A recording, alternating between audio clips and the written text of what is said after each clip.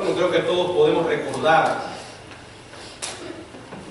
experiencias agradables y desagradables.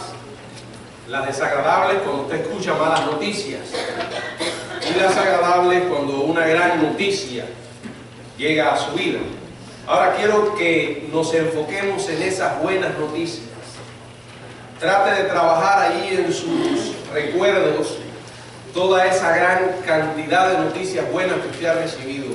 De todas ellas, piense en una, la mejor de todas que pueda recordar ahora. Quizás después que pase un tiempo dirá, esa no era realmente la mejor.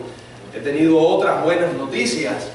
Pero bueno, la que le venga a la mente ahora, la mejor noticia que usted ha recibido en toda su vida. Fue buena, ¿verdad? Pero quiero decirles que hay una mejor. Y yo diría que es la mejor que cualquier persona en esta tierra haya podido escuchar. La más grandiosa noticia. Y es aquella que se relata donde tuvimos la lectura devocional en el Evangelio de Lucas, en el capítulo 2, del 8 hasta el 20. Es el relato de esa buena noticia, de esa grandiosa noticia ofrecido a unos humildes pastores. Ellos fueron los que recibieron la gran noticia de que había nacido el Salvador. Padre, gracias por esta mañana.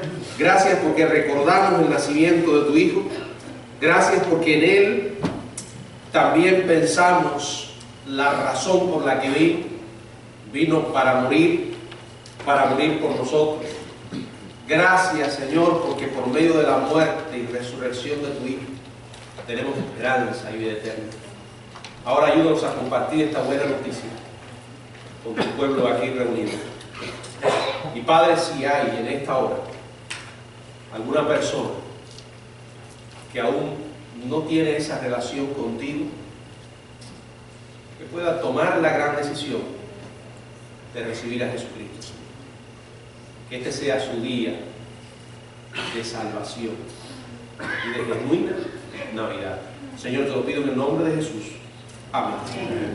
Bueno, las Escrituras dicen que el Señor de gloria, en su encarnación, como dice Filipenses capítulo 2, verso 7, se despojó a sí mismo, tomando forma de siervo, hecho semejante a los hombres. Y es algo paradójico que el nacimiento más extraordinario de la historia, el nacimiento único, sucediera bajo las circunstancias más incomprensibles, indescriptibles y humildes que alguien pueda imaginar.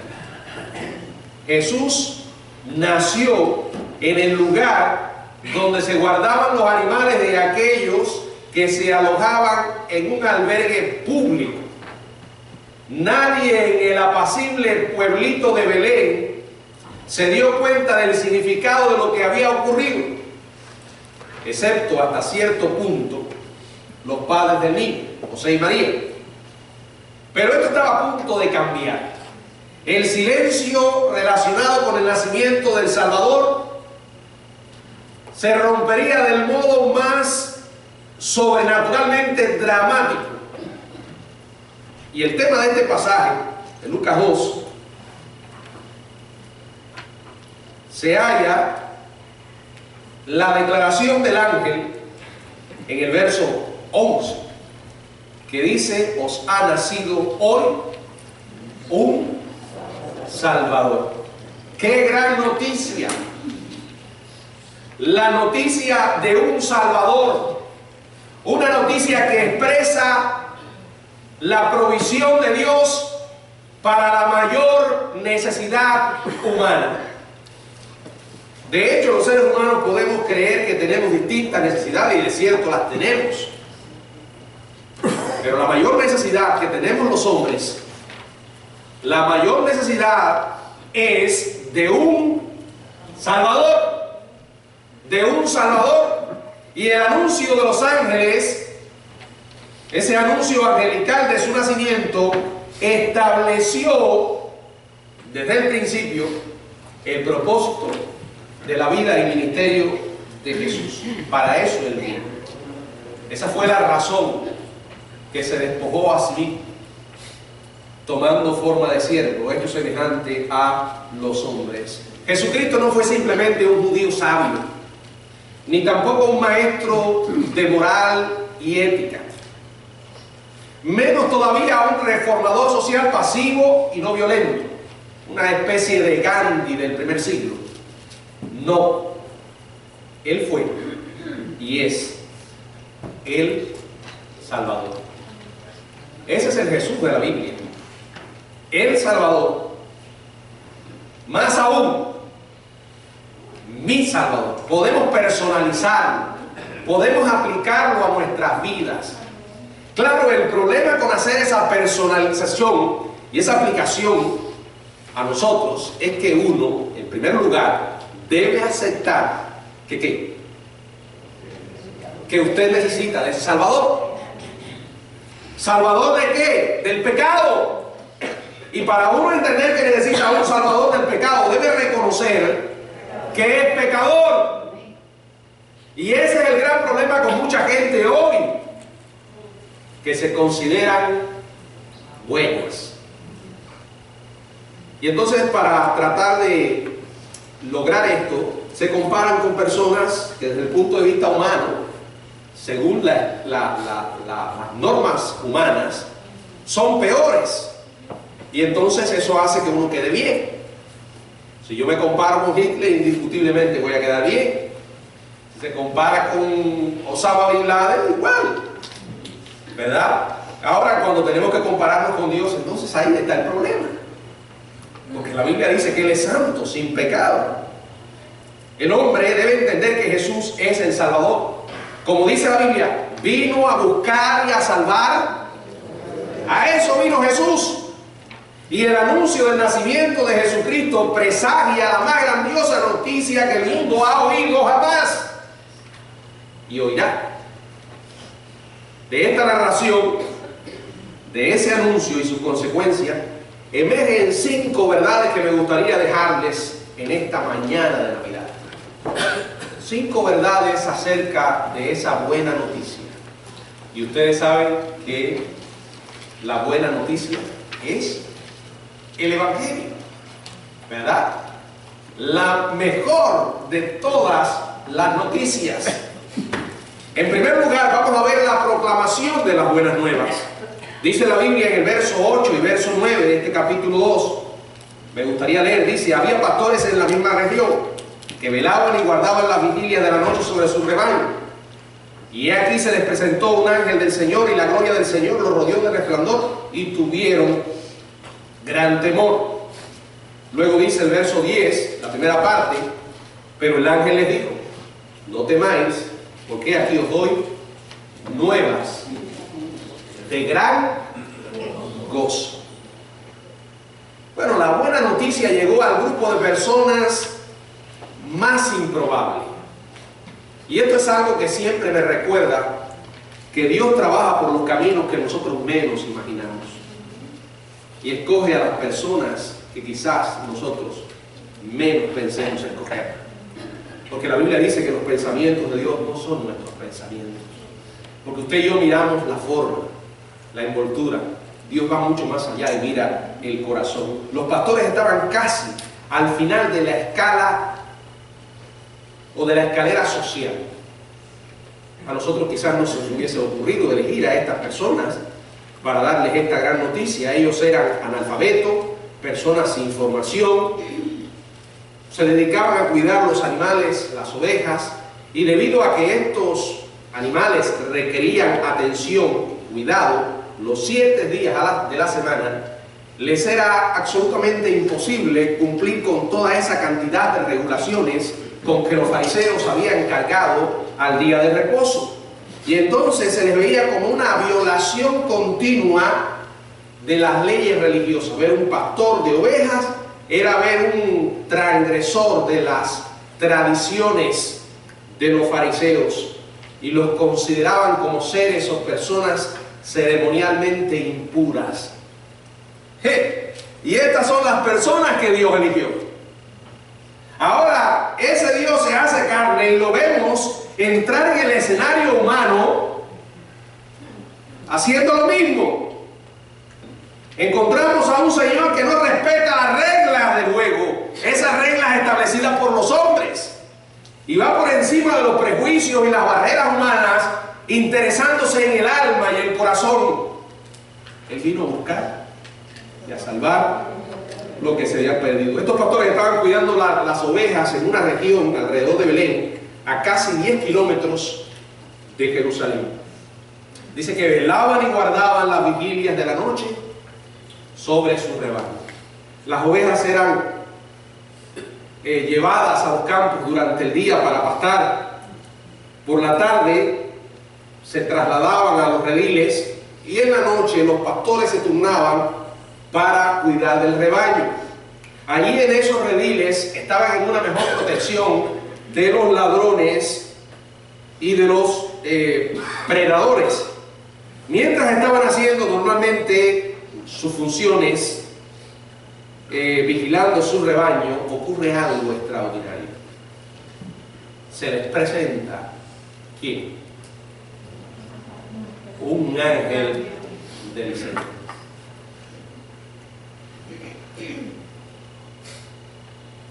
¿Quién era ese ángel? Bueno, aquí no dice quién era. Pero a la luz de los acontecimientos anteriores, de las apariciones a Zacarías, a la misma María, podemos pensar que se trataba de Gabriel, ¿verdad? Pero realmente no dice quién era este ángel. Y como adición enorme al impacto y al terror de los pastores, no todos los días uno ve un ángel. Es probable que pasemos la vida pasemos por este mundo sin haber visto nunca un ángel. Quiere decir que era algo tremendo. Fueron impactados, se llenaron de terrores los pastores por la aparición de este ángel. Y dice que junto con él, ¿qué había? La gloria del Señor. La gloria del Señor, dice, y la gloria del Señor lo rodeó de resplandor. Una gloria que ardía en medio de aquella oscuridad en que estos hombres sencillos y humildes estaban haciendo su trabajo todos los días. Bueno, era comprensible que ocurriera lo que sigue relatando la Biblia. Dice que tuvieron ¿qué? Gran temor por la aparición del ángel y la manifestación de la gloria de Dios. Bueno, al ver el obvio terror de los pastores, el ángel les da el mensaje de no temáis. O sea, no debían temer. No vengo a hacerles ningún daño o a asustarlos. El objetivo es darles una buena noticia. Una noticia de motivo o de gran gozo. O sea, no era un mensaje de juicio. Era la buena noticia de que el Padre había enviado a su Hijo, el Salvador del mundo. ¡Qué bueno! No se trata solo de gozo, sino de gran gozo. Aquel que Pedro habló en la primera carta, capítulo 1, verso 8, que dice: gozo inefable y glorioso, reservado solamente para aquellos pecadores que hemos sido perdonados por Dios al creer en Jesucristo como nuestro Salvador personal. Vimos en primer lugar la proclamación de las buenas nuevas. Vendría un Salvador. Ese Salvador, esa buena nueva era motivo de gran gozo. En segundo lugar, quiero que observemos la generalización de las buenas nuevas. Dice el verso 10 en la segunda parte que la buena noticia era ¿para quién? Para todo el pueblo. La palabra que se emplea aquí en griego es la palabra laos, pueblo, que se refiere primeramente a Israel, ya que ustedes recuerdan, la salvación viene de los judíos, Pero no solo para ellos. La salvación vendría primero a Israel, pero luego al mundo entero. El Salvador es el Salvador del mundo entero. Mateo capítulo 28, el Señor le dijo a sus discípulos: id y predicad el Evangelio a toda criatura. Esa es la responsabilidad de la iglesia. Ese es el mensaje de Dios. Todas las personas tienen la oportunidad de escuchar esta buena noticia y de decidir qué hacer con ella. Algunas personas dicen: bueno, yo no creo que esta sea una noticia tan grata para un musulmán o para un, no sé, un mormón, o quizás cualquier otro grupo religioso, ¿verdad? Quizás esa no es una noticia muy agradable para un comunista, o tal vez para un filósofo. Dice la palabra que será para todos. El mensaje de Dios es para todos.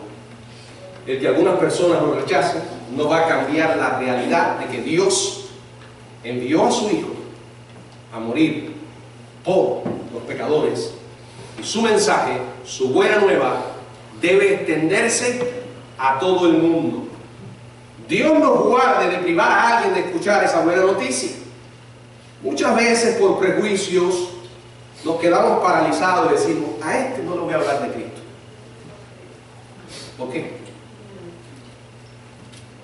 La Biblia dice que tenemos que llevar el Evangelio a todo el mundo. No, pero me rechazan. Esa no es tu responsabilidad. Tu responsabilidad es decirle la verdad. Ahora, si ellos rechazan esa buena nueva, es a Dios a quien están rechazando. Sé que es casi imposible no tomarlo como algo personal, pero es un problema con Dios. Hay que llevar la buena noticia. El sacrificio de Jesucristo es para todo el pueblo. Ahora, esa buena noticia se enfoca en una persona. Bueno, pastor, eso puede sonar un poco excluyente, sobre todo en una sociedad como esta, donde dice que todos caminos llevan al cielo, y que no importa en quién tú creas, si tú mencionas a Dios, somos hermanos. No importa si eres musulmán, si eres de lo que sea, somos hermanos. Eso no encaja con el mensaje que el Señor nos mandó. El mensaje de Dios gira alrededor de una persona. Verso 11: que os ha nacido hoy en la ciudad de David un Salvador. ¿Quién es? ¿Cuántos Cristos usted conoce? Verdaderos, porque dice la Biblia en Mateo 24 que vendrán falsos cristos y falsos profetas. Verdaderos, no un loco que se levante y diga: yo soy Cristo, o una loca que diga: Dios no es hombre sino es mujer. Y no que haya una loca que diga eso, sino que hay más locos que lo creen. ¿Quién es? Dice la Biblia: Cristo el Señor. Cristo el Señor. Y luego dice en el verso 12: esto servirá de señal. Hallaréis al niño envuelto en pañales, acostado en un pesebre. Bueno, yo leo acá que hay solo un Salvador. La buena nueva gira en torno a la persona de Jesucristo. Aquel que dijo: yo soy el camino, yo soy la verdad y yo soy la vida. Nadie viene al Padre si no es por mí. Él no dice: yo soy el camino. Él no dice: yo soy una vida entre tantas. Tampoco dijo: yo soy una verdad. Él dice: yo soy la verdad absoluta. Y sus palabras excluyen a todos aquellos que se llaman Salvador. Bueno, tras asegurar a los aterradores pastores que habían venido a dar buenas nuevas, el ángel comienza a darle más detalles. Dice, comienza a explicar que sucedió en el lugar más improbable. Bueno, la buena noticia se le estaba dando a la persona más improbable, y ahora él nació en el lugar, había sucedido en el lugar más improbable de los lugares, la ciudad de David, la diminuta aldea de Belén. Y el ángel introduce una triple descripción de el recién nacido. Dice varias cosas acerca de él: que sería un Salvador, que es Cristo y además es Señor, Salvador, porque Él vino a salvar a su pueblo de sus pecados. Esa es la verdad bíblica. Y díganme ustedes, ¿no es sencilla? La persona más simple la puede entender. El problema está en que nosotros complicamos las cosas. Los hombres han ensombrecido esta realidad tan clara. Por ejemplo, hoy en día escuchamos presentaciones del Evangelio que nos hacen pensar. Con mucha frecuencia se presenta a un Jesús que va a venir a resolver todos los problemas humanos. Por ejemplo, la vida insatisfecha que usted pueda tener en su matrimonio, en su relación, Él va a restaurar tu matrimonio. Tus problemas familiares Él los va a resolver. Él viene a solucionar tus cuestiones de trabajo. Escúcheme hasta el final, no saque conclusiones de lo que estoy diciendo hasta que no termine, ¿verdad? Un hábito que usted no puede vencer, una adicción, o una autoestima baja, o una sensación de falta de propósito en la vida. Ahora, yo no les puedo decir que Jesús, cuando llega a una vida, no le da forma, no soluciona estos problemas. Sí lo soluciona, pero quiero decirles algo: eso es un subproducto de la salvación. La intención principal de Jesús al venir no fue esa. ¿Saben cuál es nuestro verdadero problema? ¿Cuál es el verdadero problema de la humanidad? La Biblia lo llama pecado. El querer ir por estas cosas es ir por las ramas y no abordar los cimientos, las raíces. He escuchado mucho, he leído muchos libros escritos por creyentes, cristianos, y la verdad dicen cosas hermosas. Y no puedo decirle que no digan verdad, pero lo que sí dicen es que no, lo que sí les puedo asegurar es que no dicen toda la verdad. Solo quieren ofrecer la parte agradable del Evangelio y no quieren confrontar el problema principal de la humanidad. Nuestro principal problema es el pecado. Si usted tiene un problema de salud serio que le puede costar la vida, y usted va al médico y le hacen los exámenes correspondientes, usted va para que le digan la verdad. Quiere escucharlo aunque sea duro. ¿Por qué? Porque así entonces puede decidir qué va a hacer con su vida. La Biblia presenta un cuadro claro de la naturaleza humana.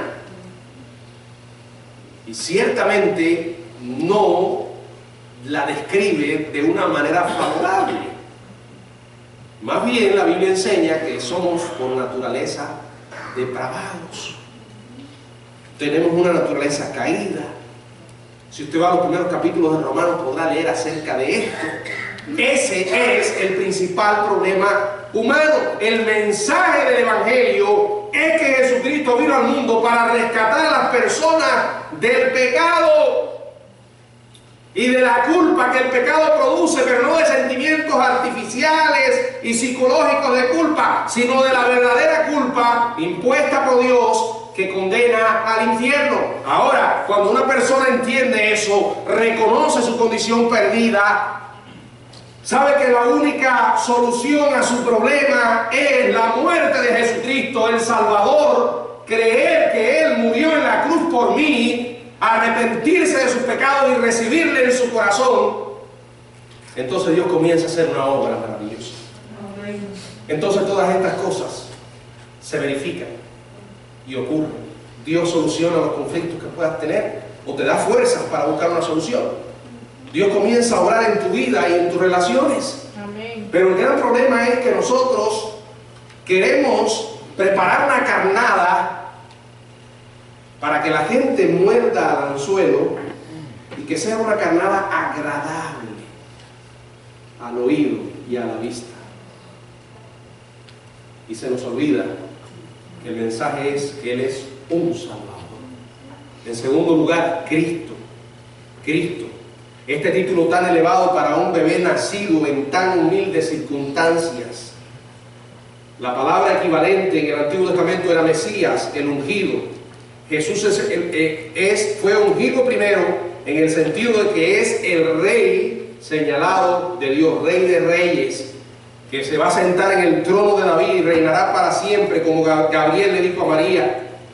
Él también fue ungido como él para ser el sumo sacerdote y así mediar entre el pueblo y Dios. Dice también que intercede por nosotros. Finalmente fue ungido como profeta, el portavoz más grande y final de Dios. Salvador, Cristo y en tercer lugar, Señor. Esto no es una simple designación humana elevada, es un título divino. Decir que ese niño que nació en Belén es el Señor, ¿sabe lo que quiere decir? Que ese niño era Dios. Es Dios. Nadie que no afirme la deidad de Cristo y su igualdad con Dios el Padre puede ser salvo. Jesús dijo a los judíos: si no creéis que yo soy, en vuestros pecados moriréis. Esto es un detalle interesante porque hoy también hay mucha gente que dice creer en Cristo. Y si usted se toma el tiempo para preguntarle: ¿y tú qué crees de Cristo? Bueno, ahí descubre que Cristo es el que ellos han creado. Si es el Cristo de la Biblia, el Salvador, el que es Señor, el que es Dios, o uno que es producto de su propia creación, de su propia manufactura humana. Sí, porque muchas personas: yo creo en Cristo. ¿Y tú qué crees de Cristo? Bueno, que fue un buen hombre, como dije, un maestro de moral, una especie de Gandhi del siglo I, o el primer comunista, o simplemente un profeta, como dicen los musulmanes, un profeta al nivel de Mahoma o cualquier otro, nada más. O como dicen algunos muy conocidos, cuando usted le pregunta: ¿creen en Cristo? Te dicen: sí. ¿Qué Cristo tú crees? Y si a ellos le hacen la pregunta: ¿tú crees el Cristo que es Dios? Bueno, Él es un Dios. ¿Un Dios? Sí, un Dios. No, pero es que hay un solo Dios. ¿Es Dios o no es Dios? Bueno, el Dios es Jehová, Él no. Ah, no. Es un Dios pequeño. El Señor le dio su autoridad, pero es un Dios pequeño. Dijo Jesús: si no creéis que yo soy, en vuestros pecados moriréis. Y no es un capricho, no es algo que yo estoy inventando aquí ahora. Eso tiene implicaciones profundas y eternas. ¿Por qué tenía que ser Dios? Porque si Él no era Dios, lo que vino a hacer no tenía sentido. Si Él no era el Dios del universo, su sacrificio en esa cruz no tenía absolutamente ningún valor. Si era un simple hombre, un maestro de moral, fue simplemente un mártir, alguien que vino a morir, pero con su muerte acabó todo. No, Él era un hombre sin pecado, completamente hombre, pero también era completamente Dios. Solo así pudo representarnos en la cruz como el Cordero perfecto. Su sacrificio tuvo un valor eterno y completo, porque aquel que estaba en la cruz era Dios. Usted podría decir: pero yo no puedo entender eso. Bueno, déjame decirte que yo tampoco logro entenderlo. Pero Sé que lo hizo. La información está ahí. Y la cuestión no es si lo entiendo o no lo entiendo. La cuestión es si estoy dispuesto a creerlo o a no creerlo. Porque la palabra es para recibirla por fe. La fe viene por el oír, y el oír la palabra de Dios. Entonces el ángel dio a los pastores una señal por la cual podían reconocer a este extraordinario niño. Hallaréis al niño envuelto en pañales, acostado en un pesebre. El hecho de que estuviera envuelto en pañales no era ninguna señal especial, ya que todos los bebés judíos eran puestos en pañales. Pero en un pesebre, por lo general, las madres judías no ponían a su bebé recién nacido en un pesebre. Quiere decir que esto reduciría la búsqueda de los pastores al niño del cual le hablaría el ángel. Y eso de que naciera en un pesebre nos da una idea de lo que significa la Biblia cuando dice, de lo que quiere decir la Biblia cuando dice que se humilló. No me diga que usted lo entiende. Bueno, quizás lo entendemos el hecho. Nació en un pesebre, pero comprender que aquel que estaba allí era Dios, no lo entiendo. ¿Por qué? Porque si usted y yo fuéramos Dios, pudiéramos llegar a ocupar ese espacio, no se nos habría ocurrido eso.